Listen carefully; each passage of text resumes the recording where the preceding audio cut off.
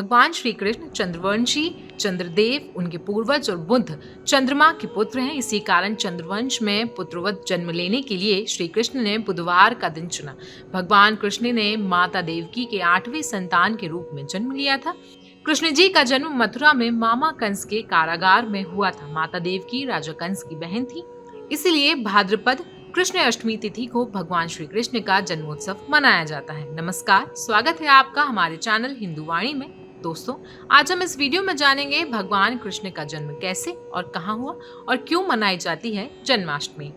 सत्ता का लालची था कंस।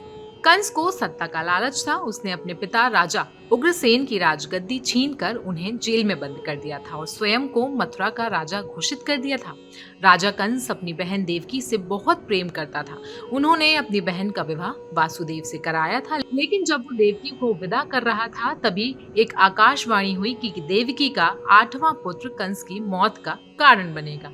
ये सुनकर कंस डर गया। उसने तुरंत अपनी बहन और उनके पति वासुदेव को जेल में बंद कर दिया। उनके आसपास सैनिकों की कड़ी पहरेदारी लगा दी। कंस अपनी मौत के डर से देवकी और वासुदेव की 7 संतानों को मार चुका था। भगवान श्री कृष्ण का जन्म भाद्रपद मास कृष्ण पक्ष की अष्टमी तिथि को रोहिणी नक्षत्र दिन बुधवार की अंधेरी रात में भगवान कृष्ण ने देवकी के 8वीं संतान के रूप में जन्म लिया। श्री कृष्ण की जन्म लेते ही कोठरी प्रकाशमय हो गई। तब तक आकाशवाणी हुई कि विष्णु जी ने कृष्ण जी के अवतार में देवकी के कोख में जन्म लिया है।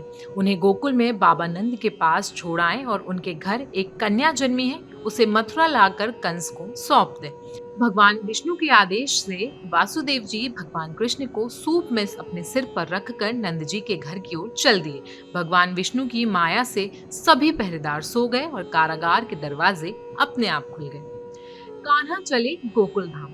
आकाशवाणी सुनते ही वासुदेव के हाथों की हथकड़ी खुल गई। वासुदेव जी ने सूप में बाल गोपाल को रखकर सिर पर रख लिया और गोकुल की ओर चल पड़े। वासुदेव भगवान कृष्ण को लेकर नंद जी के यहाँ सकुशल पहुंच गए और वहां से उनकी नवजात कन्या को लेकर वापस आ गए। जब कंस को देवकी की 8वीं संतान के जन्म की सूचना मिली तो वो तत्काल कारागार में आया और उस कन्या को छीनकर पृथ्वी पर पटकना चाहा, लेकिन वो कन्या उसके हाथ से निकलकर आसमान की ओर चली गई। फिर कन्या ने कहा, हे मूर्ख कंस, तुझे मारने वाला जन्म ले चुका है और वो वृंदावन पहुंच गया है। वो कन्या कोई और नहीं, स्वयं योग माया थी। श्री कृष्ण ने राजा उग्रसेन को फिर सौंप दी मथुरा की राजगद्दी। बाबा नंद और उनकी पत्नी मां यशोदा ने कृष्ण जी का पालन पोषण किया। राजा कंस ने कृष्ण जी का पता लगाकर उन्हें मारने की खूब कोशिशें की, लेकिन कंस की सारी कोशिशें विफल हुईं और श्री कृष्ण को कोई नहीं मार सका। अंत में श्री कृष्ण ने कंस का वध किया। राजा उग्रसेन को फिर से मथुरा की राजगद्दी सौंप दी। इस तरह से जन्माष्टमी की व्रत कथा पूरी हुई। जन्माष्टमी का महत्व क्या है? भगवान श्री कृष्ण जन्माष्टमी के दिन व्रत रखने से संपूर्ण इच्छाओं की पूर्ति होती है। इस दिन विधि पूर्वक यशोदा नंदन की पूजा करने से सुख समृद्धि का आशीर्वाद मिलता है।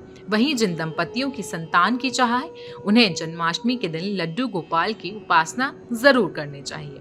वैसे तो हर जन्माष्टमी शुभ होती है और श्री कृष्ण भक्तों के सारे दुख हर लेते हैं, लेकिन अगर आप विशेष काल और नक्षत्र में भजन कीर्तन के साथ श्री कृष्ण कथा और लीला अमृत का पाठ करते हैं तो इससे भगवान श्री कृष्ण प्रसन्न होंगे। वीडियो को लास्ट तक देखने के लिए आप सभी का बहुत बहुत धन्यवाद। आपको कैसा लगा ये वीडियो हमें कमेंट सेक्शन में जरूर बताएं और ऐसे और वीडियोस को देखने के लिए हमारे चैनल को सब्सक्राइब जरूर करें।